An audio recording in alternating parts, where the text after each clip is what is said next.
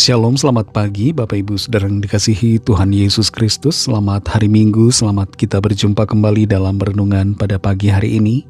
Kiranya saudara semua ada dalam keadaan yang baik, sehat, penuh sukacita, kuat dalam iman dan berlimpah selalu dengan berkat Tuhan. Sebelum kita mendengarkan kebenaran firman Tuhan, mari kita berdoa. Bapa kami yang di sorga, Bapa dalam nama Tuhan Yesus Kristus, Tuhan dan Allah kami yang hidup dan berkuasa, Tuhan yang selalu menolong kami dan menyatakan mujizat-Mu bagi kami.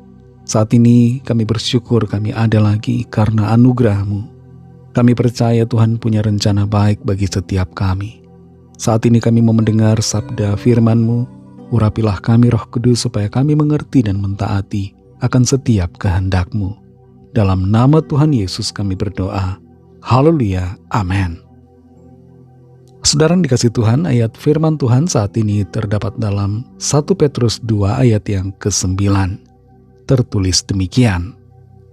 Tetapi kamulah bangsa yang terpilih, imamat yang rajani, bangsa yang kudus, umat kepunyaan Allah sendiri, supaya kamu memberitakan perbuatan-perbuatan yang besar dari Dia, yang telah memanggil kamu keluar dari kegelapan kepada terangnya yang ajaib. Saudara yang dikasih Tuhan, bangunan-bangunan bersejarah di Eropa yang sering jadi tujuan wisata biasanya adalah kastil kerajaan dan gereja yang sudah berumur ratusan tahun. Di berbagai negara di Eropa ada satu kesamaan, yaitu istana kerajaan letaknya berdampingan atau berdekatan dengan gereja. Dan dalam sejarah, seorang raja tidak bisa menjadi seorang pendeta atau pastor atau imam di gereja. Begitu juga imam di gereja tidak bisa menjadi seorang raja. Umumnya dua jabatan ini terpisah, orangnya berbeda. Tidak bisa orang yang sama. Dan hal yang seperti ini dinyatakan juga dalam Perjanjian Lama. Yang menjabat imam dan yang menjabat sebagai raja adalah orang yang berbeda. Tidak bisa orang yang sama. Kalau kita baca 2 Tawarik pasal 26, seorang raja Israel bernama Raja Uzia mencoba untuk membakar ukupan yang merupakan tugas seorang imam. Dia menjadi tinggi hati dan merasa bahwa dirinya layak menjadi imam. Padahal tugas itu bukanlah tugasnya sebagai raja. Dan akibatnya Raja Uzia terkena sakit kusta. Tapi hal seperti ini saudara, di zaman kasih karunia, menjadi satu hal yang berbeda. Penebusan Tuhan Yesus Kristus di atas salib telah mempersatukan kedua jabatan ini bagi setiap kita yang percaya. Dalam 1 Petrus 2 ayat 9 dikatakan, tetapi kamulah bangsa yang terpilih, imamat yang rajani, bangsa yang kudus, umat kepunyaan Allah sendiri, supaya kamu memberitakan perbuatan-perbuatan yang besar dari Dia, yang telah memanggil kamu keluar dari kegelapan kepada terangnya yang ajaib. Status setiap kita yang percaya adalah imamat yang rajani. Dinyatakan dengan jelas di sini. Artinya adalah bahwa kita adalah imam-imam sekaligus raja di hadapan Tuhan. Apa maksudnya saudara? Kita adalah imam dan sekaligus raja. Sebagai imam kita bukan lagi penonton dalam ibadah, tapi merupakan pelaku utama. Kita semua yang percaya kepada Kristus, imam besar kita, kita punya akses langsung kepada Tuhan. Ketika Tuhan Yesus disalibkan, tirai bait suci terbelah dua. Artinya adalah bahwa setiap orang bisa masuk ke ruang Maha Kudus oleh karena darah Kristus yang telah menguduskan setiap kita. Kita tidak butuh perantara lagi untuk berbicara kepada Tuhan. Saudara dan saya adalah imam-imam, dan sebagai imam kita dapat berdoa langsung kepada Tuhan. Jangan merasa diri kita tidak layak, karena darah Kristus sudah melayakkan kita. Selain sebagai imam, kita disebut sebagai raja. Raja punya otoritas, dan sebagai raja, oleh karena darah Kristus, artinya adalah bahwa kita punya otoritas terhadap setiap kuasa kegelapan dan dosa serta kejahatan Kita diberi kuasa untuk berkemenangan dalam segala perkara. Dan kuasa itu kita miliki oleh karena Kristus yang memberikan kepada setiap kita kuasanya, yang memampukan kita menang atas segala dosa dan kuasa kegelapan. Saudara yang dikasihi Tuhan, ada tujuan dari pemberian status baru kepada kita sebagai imam sekaligus raja.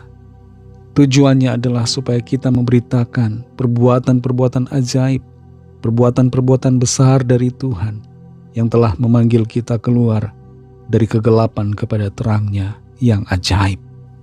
Mari jangan permalukan nama Tuhan. Biarlah hidup kita sebagai imam dan raja di hadapan Tuhan menjadi kehidupan yang mengagungkan nama Tuhan, yang menyatakan kemuliaan-Nya bagi orang-orang di sekitar kita. Mari berfungsilah sebagai imam dan raja. Jangan biarkan diri kita tidak berfungsi dengan benar, tapi mari berfungsilah dan kerjakan tugas tanggung jawab kita sebagai imam-imam dan raja bagi hormat kemuliaan nama Tuhan. Mari kita berdoa. Terima kasih Tuhan Yesus, kami bersyukur untuk firman-Mu yang sudah kami dengar, yang mengajarkan kepada kami, mengingatkan akan status kami di hadapan-Mu, bahwa kami adalah imamat yang rajani. Oleh karena kuasa darah-Mu dan penebusan-Mu di atas salib, kami dijadikan imam-imam dan raja untuk membawa harum nama-Mu, untuk menyampaikan perbuatan-perbuatan ajaib yang Tuhan kerjakan, dan untuk membawa jiwa-jiwa datang mengenal Tuhan. Terima kasih untuk kasih karunia-Mu ya Bapa, yang telah melayakkan kami dan mengangkat kami sebagai imam dan raja di hadapan-Mu. Pimpin kami selalu Roh Kudus, supaya kehidupan kami tidak mempermalukan nama-Mu Tuhan, tapi senantiasa meninggikan dan memuliakan Engkau.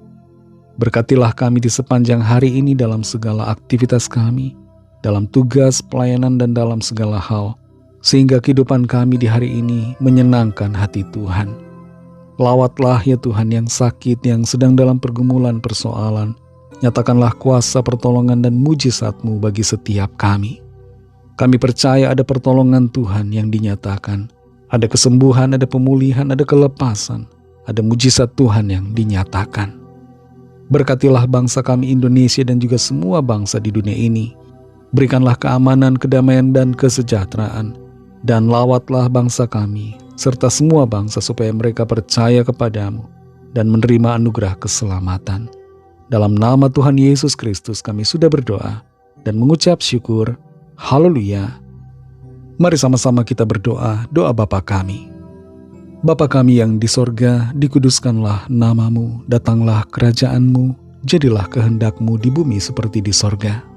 Berikanlah kami pada hari ini makanan kami yang secukupnya, dan ampunilah kami akan kesalahan kami, seperti kami juga mengampuni orang yang bersalah kepada kami. Dan janganlah membawa kami ke dalam pencobaan, tetapi lepaskanlah kami daripada yang jahat, karena Engkaulah yang mempunyai kerajaan, dan kuasa dan kemuliaan, sampai selama-lamanya. Amin. Terimalah berkat Tuhan. Tuhan memberkati engkau dan melindungi engkau. Tuhan menyinari engkau dengan wajah-Nya dan memberikan kasih karunia. Tuhan menghadapkan wajah-Nya kepadamu dan memberikan damai sejahtera. Berkat dan anugerah Allah Bapa, kasih karunia dari Tuhan Yesus Kristus, dalam persekutuan dengan Roh Kudus, menyertai saudara semua, sekarang ini dan sampai Maranatha Tuhan Yesus datang kembali, dan bahkan sampai selama-lamanya. Dalam berkat nama Tuhan Yesus Kristus, haleluya, amin. Puji Tuhan, saudara yang dikasihi Tuhan. Tuhan Yesus memberkati saudara semua. Selamat hari Minggu dan sampai jumpa dalam renungan yang berikutnya. Haleluya.